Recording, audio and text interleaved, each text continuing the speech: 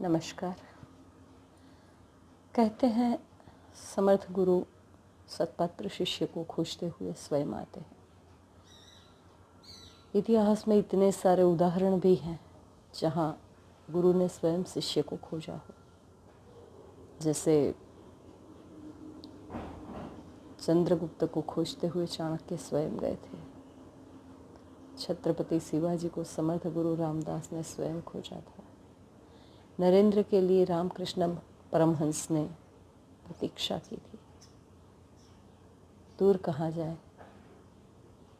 परम पूज्य गुरुदेव को खोजते हुए दादा गुरुदेव उनकी साधना कुटिया में स्वयं प्रकट हुए थे। और इसका तात्पर्य यही है कि अपनी पात्रता को हम सिद्ध कर दें तो सद्गुरु हमें भी मिल जाएंगे, हमें खोजने नहीं जाना पड़ेगा। जब हम खोजने जाते हैं तो हमारी अधूरी समझ में कहीं भी गलत जगह फंसने की संभावना बनती है। और कहते हैं लोभी गुरु लालची चेला, दोनों नरक में ठेलम ठेला।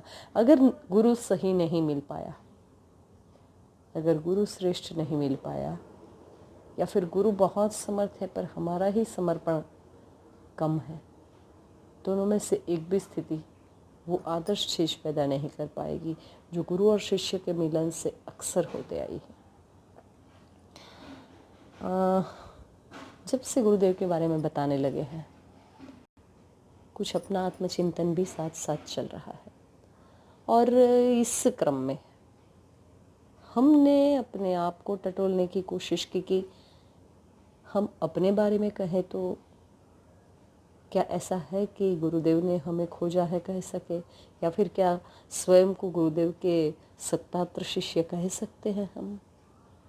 पता नहीं, अपनी बात तो हम कैसे कहें, वो तो निर्णय गुरुदेव ही करेंगे। मगर हाँ, ऐसा लाइफ में ज़रूर बना है, ज़रूर हुआ है कि लगा गुरुदेव आए और हम पहचान नहीं पाए। और इस मायने में अगर देखा जाए तो यही कहेंगे कि हम लायक नहीं थे, इसीलिए नहीं पहचान पाए। अगर लायक होते तो पहचान लेते उनको।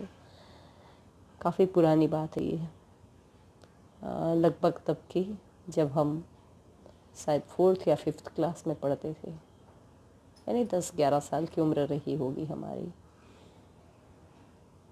10 साल ज़्यादा से ज़्यादा, 11 नहीं, 10 साल ज़्यादा से ज़्यादा। और उस समय क्योंकि हम लोग गुजरात में वडोदरा में रहते थे और वहाँ पर गुरुदेव से ही शायद जुड़े होंगे वो भाई साहब। गायत्री के साधक के रूप में उनकी ख्याति थी और तंत्र विद्या जानते थे। दरबार सजता था उनका, काफ़ी लोग अपने कष्ट लेकर उनके पास आते थे और उसी में से एक मेरे पापा भी थे। मुझे आज भी याद है उनका नाम, भालचंद्र जी महाराजा, 52 अखंडानंद सोसाइटी, जो अपनी नासमझी की उम्र में, मैं 52 की जगह पर पढ़ती थी। गुजरात में तो वैसे ही लिखाता है तो, और इतना समझ नहीं थी कि पहले मकान का नंबर लिखकर बाद में कॉलोनी का नाम लिखा जाता है। तो मैं वैसी पढ़ती थी, पर अखंडानंद सोसाइटी। और बड़ा अजीब लगता था ये पर क्यों लिखते हैं पहले। बहुत पीछे चल के मुझे ये पता चला था कि ये 52 है, 52 नंबर है, उनके मकान का नंबर है। जब जाना शुरू हुआ भालचंद्र जी महाराजा के यहाँ, तब पहली बार वहाँ गुरुदेव की फ़ोटो देखी थी। गायत्री चालीसा पहली बार वहाँ से पाई थी और गायत्री मंत्र जपना भी वहीं से सीखा था। मगर जैसे पहले बताया, वो तांत्रिक थे, शायद गुरुदेव से ही पाया होगा ये सब। ऐसा इसलिए कह रही हूँ कि प्रारंभ के दिनों में गुरुदेव ने तंत्र विद्या बहुत लोगों को सिखाई।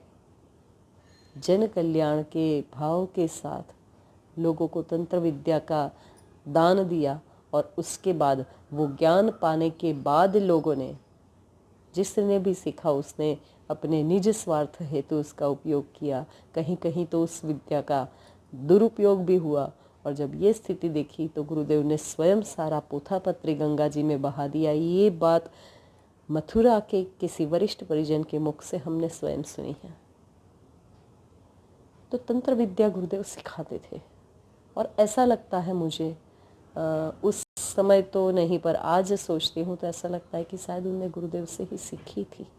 मगर उपयोग, हाँ, जन जन की पीड़ा हरते थे ऐसा तो कहा जाता है, पर शायद उनकी अपनी रोजी रोटी का भी प्रबंध वहीं से होता था।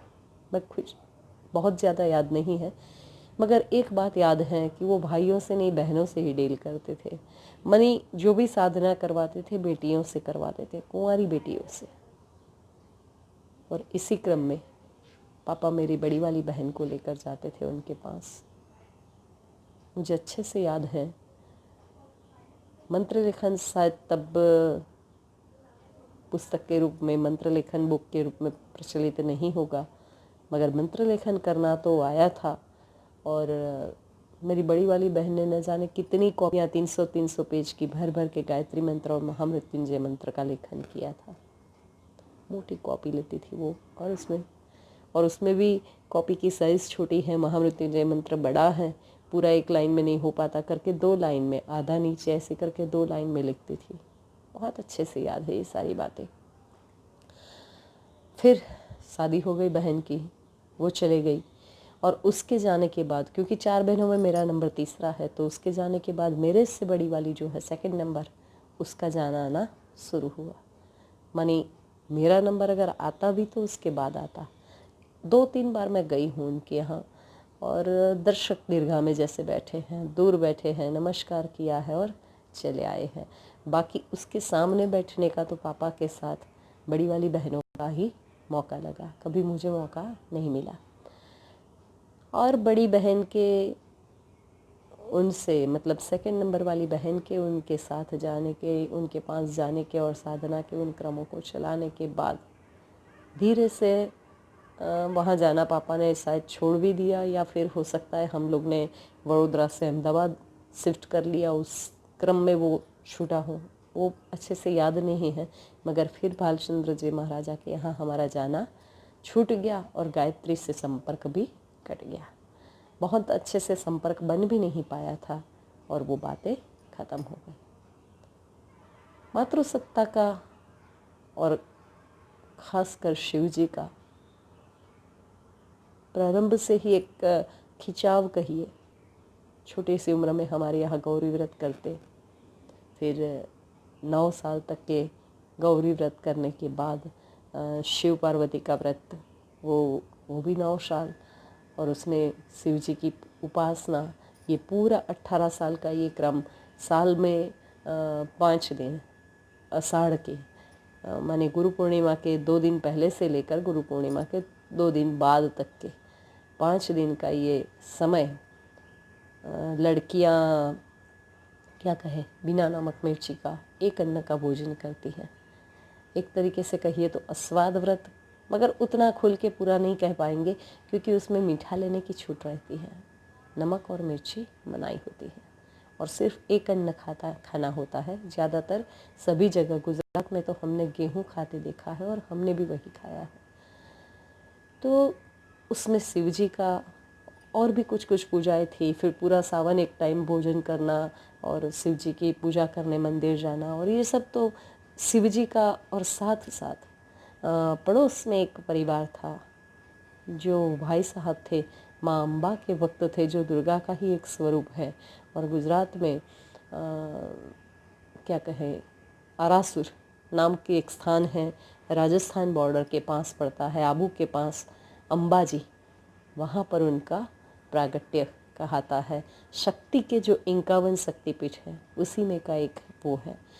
वो पड़ोसी भाई साहब माँ अम्बे के उपासक थे, एक बेटा एक बेटी, और उनकी बिटिया मेरी बराबरी की थी। हम लोग साथ कॉलेज पढ़ते थे, स्वाभाविक है उनके घर आना जाना मेरा बने रहता था। और मैं देखती थी जब जाऊँ तब कि वो भाई साहब कोई काम नहीं करना है, कुछ नहीं, कोई भजन नहीं, कोई माने मंत्र नहीं, कुछ नहीं, जब देखो तब अम्बे अम्बे अम्बे अम्बे। और पता नहीं कैसे पर उनका काम चलता था, कोई निजी कमाई नहीं दिखती थी, उसके बाद भी परिवार सुखी था, संपन्न था। आधी रात को भी मन करे पत्नी को जगाएंगे, उठ माँ को भोग लगाना है, हलवा बनाओ। इस तरीके से उनके घर में दिन में 2-2 3-3 बार हलवा बनता था। बड़ा अजीब था उनका, मगर उनकी भक्ति, उनकी आस्था मुझे अपनी ओर आकर्षित कर रही थी। और तब धीरे धीरे मैंने अपने निर्णयों को भी माँ की इच्छा पर छोड़ना प्रारंभ किया था। तो अब शिव जी के साथ साथ आदिशक्ति का भी मेरे जीवन में बनने लगा क्रम आस्था का। मगर जब विवाह की बात हुई, क्योंकि हमारी कास्ट में लड़कियां ज़्यादा पढ़ती नहीं, तो मैं पढ़ लिख गई थी। विवाह के लिए समाज में खास करके वहाँ अहमदाबाद और उसके आसपास अच्छे लड़के दिख नहीं रहे थे। अब तो समय काफ़ी बदला है। अब तो लड़कियां ज़्यादा पैसे वाला, कम पढ़ा लिखा नहीं, नौकरी वाला, कम कमाने वाला मगर पढ़ा लिखा लड़का हो तो उसको पसंद करती है। माहौल बदला है तो अब वो चीज़ें भी बदली है। मगर तब कुछ ऐसा था कि ज़्यादातर सभी लोग व्यवसायी हैं, तो बेटा थोड़ा समझदार होते ही पिता के साथ धंधे में बैठने लगता, और जब पैसा दिखता तो फिर पढ़ाई कहीं पीछे छूट जाती। ऐसे में मेरे लिए रिश्ते वहीं से आ रहे थे जहाँ उनको पढ़ी लिखी नौकरी करने वाली बहू चाहिए। माने विदेश, ऑस्ट्रेलिया, न्यूजीलैंड, और बहुत ज़्यादा रिश्ते आए अमेरिका से। मम्मा नहीं चाहती थी कि मैं विदेश जाऊं, पास में रहूं, मगर पास में ऐसा कोई रिश्ता उनको मेरे लिए दिख ही नहीं रहा था। एक रिश्ता ऐसे में बहुत मन बनाया उन लोग ने कि चलो कोई बात नहीं, पास में नहीं चाह रहा है तो दूर ही सही, करना तो है। अमेरिका में न्यूयॉर्क से वो लड़का वहाँ रहता था, डिपार्टमेंटल स्टोर था उसका, और उसके पापा बेटे के आने से पहले उसके लिए लड़कियां देख रहे थे, बेटे की फ़ोटो लेकर। बहुत सारी लड़कियां देखकर उन्होंने 3 लड़कियां सिलेक्ट कर रखी थी कि जब भी बेटा आएगा तो ये तीनों दिखाएंगे, और तीनों में से जिसको वो पसंद करता है उसके साथ शादी करा देंगे। 15 दिन में वो शादी करके वापस भी जाने वाला था। माने कुल मिला के ये सारा खेल जब मुझे उनको दिखाया गया तो महीने भर का था कि 15 दिन में लड़का आएगा, और आया और उसने आपकी बेटी को पसंद किया तो 15 दिन में विवाह करके विदा भी हो जाएगा। उनने जो 3 लड़कियां सिलेक्ट की थी उसमें से एक मैं भी थी। मगर शायद गुरुदेव चाहते थे कि मैं गायत्री परिवार में आऊँ। तब नहीं लगा था ये सारा, मगर जब गुरुदेव से जुड़ी, जब गहराइयाँ बढ़ी और जब सोचने लगी तो ऐसा लगता है कि हाँ, उनने चाहा था। नहीं तो जो 15 दिन में आने वाला था उसको इनकम टैक्स का कोई ऐसा चक्कर चला कि 6 महीने तक बेचारा फंस गया, आ ही नहीं पाया। और इस बीच मेरा रिश्ता यहाँ फाइनल हो गया जहाँ आज मैं हूँ, राजनांदगांव में। और जिस दिन रिश्ता फाइनल हुआ उसी दिन शाम को उसके पापा आके बोलते 15 दिन में मेरा बेटा आ रहा है। तो शायद कहीं ना कहीं गुरुदेव ने चाहा था कि जब तक मेरा ना हो पाए इधर गायत्री परिवार में कहीं सेट, तब तक वो ना आए, ताकि वो रिश्ता ना बने। हो सकता है उनकी मर्जी है।